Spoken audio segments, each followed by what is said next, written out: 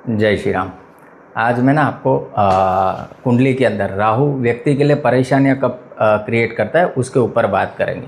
Last video में मैंने आपको ये बताया था कि राहु कब आपके लिए ना बहुत अच्छे से काम करेगा। अगर कुंडली में कुछ पोजीशंस यानी कुछ लॉर्ड जो कुंडली के अच्छे लॉर्ड है उनके साथ बैठ के वो कैसे आपको राजयोग दिला सकता है उसके ऊपर बात की थी। आज के वीडियो में हम ये बात करेंगे कि कब आपको ना प्रिकॉशन लेना है, कब आपको सतर्क रहना है जब राहु की दशा है। ठीक है, वीडियो स्टार्ट करने से पहले आप सबके लिए अनाउंसमेंट है, जुलाई से नया बैच स्टार्ट हो रहा है। ठीक है, तो जिन जिन को भी इंटरेस्ट है आप मुझे कांटेक्ट कर सकते हैं या व्हाट्सएप पे भी बात कर सकते हैं। शुरू करते हैं आज का वीडियो। देखो, राहु क्या है, राहु के हमने सिग्निफिकेशंस के ऊपर कुछ बातें की थी। एक तो राहु ना क्या है, इल्यूजन है। ठीक है, इल्यूजन यानी भ्रम, आपके अंदर भ्रम पैदा करता है, आपको भ्रमित करता है, यानी जो सच्चाई है वो नहीं दिखाता, आपको कुछ और ही लगता है उस टाइम पीरियड के दौरान। और दूसरा क्या राहु है, एक्सपेंशन। ये इसका ना बहुत बड़ा ट्रेट है। आप इसको एक्सपेंशन बोलो, आप इसको एब्जॉर्प्शन बोलो, यानी वो क्या होगा ना, वो जिस भी प्लेनेट के साथ जुड़ जाएगा और जिस भाव में होगा उसकी एनर्जी को एब्जॉर्ब कर लेता है। ठीक है, और उसको बढ़ा देता है। तो अब समझो कि एज पर एस्ट्रोलॉजी यानी पराशर जी ने क्या बोला है, कुंडली में कौन कौन से भाव व्यक्ति को प्रॉब्लम क्रिएट करते हैं उसके ऊपर चर्चा करेंगे। देखो, जो पराशर जी ने बोला है, एक है 3rd हाउस कुंडली का, एक है 6th हाउस, एक है 11th हाउस। ठीक है, इनको कुंडली के सबसे मेलेफिक हाउसेस बोले गए। क्यों मेलेफिक बोले गए? क्योंकि ये जो हाउस है 3rd हाउस, यहाँ से व्यक्ति के एफर्ट्स देखे जाते हैं, मेहनत देखी जाती है। जीवन में आप जितना भी परिश्रम करते हो, आप जितने भी एफर्ट डालते हो, सब कुंडली के 3rd हाउस से देखा जाता है। ठीक है, तो एक तो ये होगा। इसको क्यों मेलेफिक बोला गया? क्योंकि यहाँ पे ना व्यक्ति को संघर्ष करना पड़ता है। ठीक, बहुत परिश्रम होता है, तो उसी के लिए परिश्रम। देखो क्या होता है ना, एक लेवल के बाद किसी को ये पसंद नहीं कि वो ज़्यादा मेहनत करे, ज़्यादा एफर्ट डाले, क्योंकि चीज़ें ना प्रॉब्लमेटिक हो जाती है। ठीक है, संघर्ष इतना बढ़ जाता है, व्यक्ति परेशान हो जाता है। इसीलिए एक तो इसको बुरा हाउस बोला। दूसरा हाउस किसको उन्होंने बोला? 6th house. ठीक है, कि भाई ये जो छठा घर होता है कुंडली का, वो भी आप मेलेफिक गिनो, पापी गिनो। क्यों? क्योंकि यहाँ से देखो, जितनी भी बुरी चीज़ है, यानी बीमारी किसी को पसंद नहीं है, कोर्ट केस, लिटिगेशन, वो किसी को पसंद नहीं, झगड़ा, ठीक है, झगड़ा भी किसी को पसंद नहीं होता। आपके एनिमीज, आपके शत्रु, ठीक है, वो भी छठा घर बताता है। तो जब भी छठे घर की दशा आती है ना, व्यक्ति को बीमारियां घेर लेती है, व्यक्ति को दुश्मन घेर लेते हैं, व्यक्ति के झगड़े होते हैं, कॉन्फ्लिक्ट्स होते हैं। और सबसे बड़ी बात क्या है, ये लिटिगेशन, कोर्ट कचहरी। ठीक, और उसके बाद अगर आप देखो छठा घर और क्या दिखाता है, छठा घर आपका कर्जा दिखाता है, ऋण दिखाता है। तो काफ़ी अच्छा हाउस है नहीं है, इसीलिए छठे घर को भी कहाँ पे डाला उन्होंने? मेलेफिक में डाल दिए कि भाई ये भी पापी है। ठीक है, छठा घर भी अच्छा नहीं।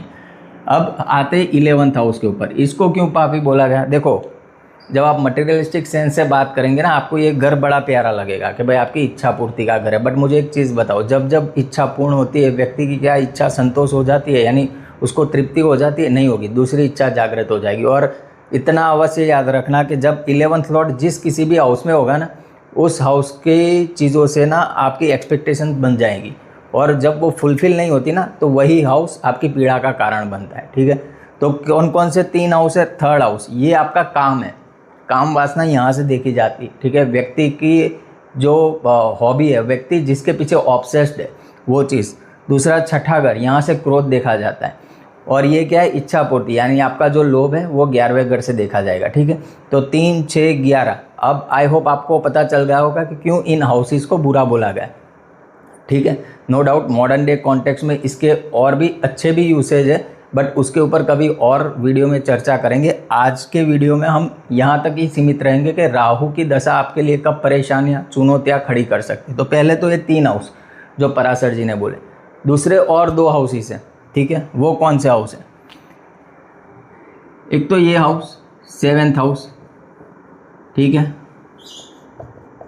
7th house. अभी 7th हाउस को क्यों हम बुरा कंसीडर कर रहे हैं? क्योंकि ये मारक हाउस है। ठीक है, ये मारक भाव है आपका, ये मारक घर है। तो अगर हम टेक्स्ट के ऊपर जाइए, जो ज्योतिष के सब्जेक्ट में लिखा है कि भाई जब भी मारक ग्रह की दशा आती है तो व्यक्ति को मृत्यु या मृत्यु तुल्य कष्ट आता है। ठीक है, तो ये भी अच्छी चीज़ नहीं है 7th हाउस। ठीक, अभी दूसरा जो मारक भाव है वो है सेकंड, ठीक है, तो यहाँ पे हम सेकंड लिखते हैं। सेकंड हाउस को क्यों मारक बोला गया? देखो ये आप हो, फर्स्ट हाउस इज यू, आपका मारक भाव 7th हाउस है। 8th हाउस से क्या देखते हैं? आपके इन लॉस, आपका ससुराल, ठीक है, आपका लाइफ पार्टनर, तो आपके लाइफ पार्टनर से 7वां घर, ठीक है, समझे कि नहीं समझे? तो ये इसके लिए इसको भी मारक कंसिडर किया गया है। तो हमने 5 ऐसे हाउसेस आइडेंटिफाई कर ली है कि जो व्यक्ति के लिए उतने अच्छे नहीं है, ठीक है, नो डाउट। यहाँ पे क्या है, देखो 2nd एंड 7th वाला आपको पैसा भी दे सकता है, क्योंकि 7 से बिजनेस देखते हैं, 2nd से हम वेल्थ देखते हैं।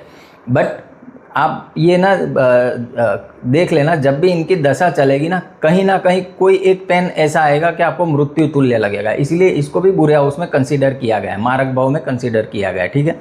अभी आप राहु का ट्रेड देखो, एक्सपेंशन।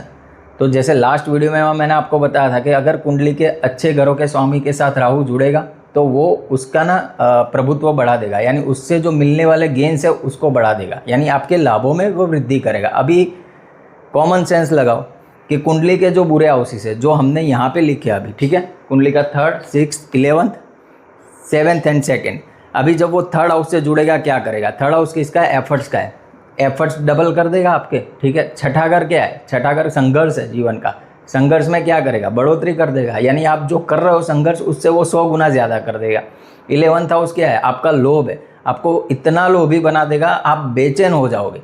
आपको एक तरीके से ये देखने जाए तो क्या है ना, व्यक्ति को पसंद आती है चीज़ें जब कंप्लीट होती है, उसकी डिज़ायर्स फुलफिल होती है। बट हम सबको पता है, एक अगर हम अपने दिल से सही में पूछे ना तो क्या है ना, तृप्ति जैसा आनंद कहीं नहीं है, भले लाख इच्छा आपकी पूरी हो जाए, ठीक है। तो जब भी 11th हाउस लॉर्ड के साथ भी राहु जुड़ेगा तो ये आपको बेचैन करके रखेगा। 3 हाउसेस आ गए, 2nd एंड 7th, ये मारक भाव है। अभी मृत्यु तुल्य कष्ट देने वाले भाव, उनके स्वामी के साथ जब राहु जुड़ेगा क्या करेगा? उस पेन को कितना बढ़ा देगा, ठीक है। तो पहला तो निकल के ये आ गया आपके सामने कि कब वो आपको परेशानी क्रिएट करेगा। जब भी कुंडली के अंदर Rahu 3rd house Lord, 6th house Lord, 11th house Lord, 7th, 2nd के साथ कहीं पे भी बैठ जाए, ठीक है, कुंडली के अंदर कहीं पे भी बैठ जाए तो ये व्यक्ति के लिए परेशानियां क्रिएट करता है, ठीक है। यहाँ पे कुंडली बना लेते हैं, चलो।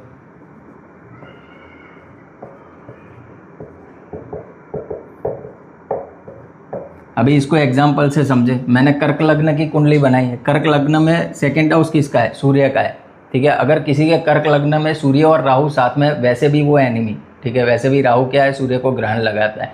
और मान लो सन अच्छा प्लेस, अच्छे घर का स्वामी नहीं है, त्रिकोण का स्वामी नहीं है, ना 1, 4, 10 का स्वामी है, तो क्या करेगा? अब ये ज़्यादा डैमेज करेगा सन को, ठीक है। अब आप क्या होगा ना, आप अपनी यश, कीर्ति, मान, सम्मान को लेके बेचैन रहोगे, ठीक है। आप अपने पुत्र मोह से पीड़ित होंगे, आप अपनी फैमिली से पीड़ित होंगे।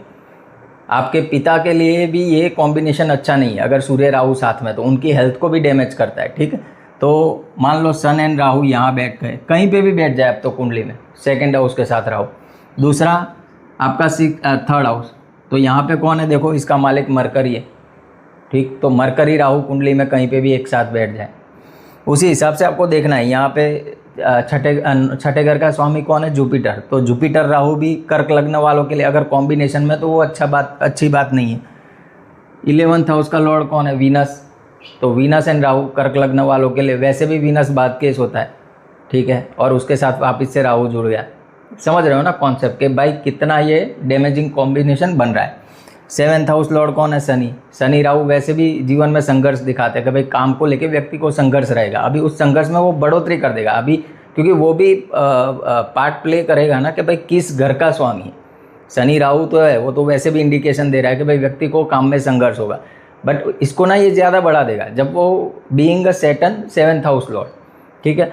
तो जब कभी भी आपको इतना कॉन्सेप्ट याद रखना है, इसके साथ जुड़ा है तो प्रॉब्लम है। अभी दूसरी एक चीज़ देखो, जो ये अष्टम भाव है ये 12th हाउस है, ठीक है। तो 8वां घर भी कुछ ज़्यादा अच्छा नहीं है। अगर अकेला बैठा है राहु, किसी लॉर्ड के साथ नहीं है, ठीक है, अकेला बैठा है, उस पर ना कोई इन्फ्लुएंस है, तो it is as good as house lord, तो वो उतनी परेशानी क्रिएट नहीं करेगा। मान लो राहु अकेला यहाँ पे बैठा है, ठीक है, 2nd हाउस में, और इसके ऊपर ना किसी और प्लैनेट की छाया है, तो ये कैसे एक्ट करेगा? 2nd lord in 2nd house, no doubt malefic planet है, तो उसका जो सिग्निफिकेशन है वो थोड़ा बहुत दिखेगा आपको। ये व्यक्ति पागल होगा वेल्थ को लेके, वेल्थ कमाने को लेके, फैमिली को लेके बहुत अटैच मिलेगा और वहीं से उसको डिसअपॉइंटमेंट्स भी मिलेगा, बट उतना डैमेजिंग नहीं रहेगा। जब वो किसी के साथ जुड़ जाता है ना, तब ये प्रॉब्लम क्रिएट करता है। प्रॉब्लम इन द सेंस कि अगर मेलेफिक हाउसेस के लॉर्ड के साथ जुड़ा हुआ, जैसे 3, 6, 11, 2, 7, ठीक है। तो आज के वीडियो में इतना ही। अभी नेक्स्ट वीडियो में और एक मैं पार्ट लेके आऊँगा जिसमें राहु आपको अपार धन देता है, ठीक है। तो stay tune for next video. जय श्री राम।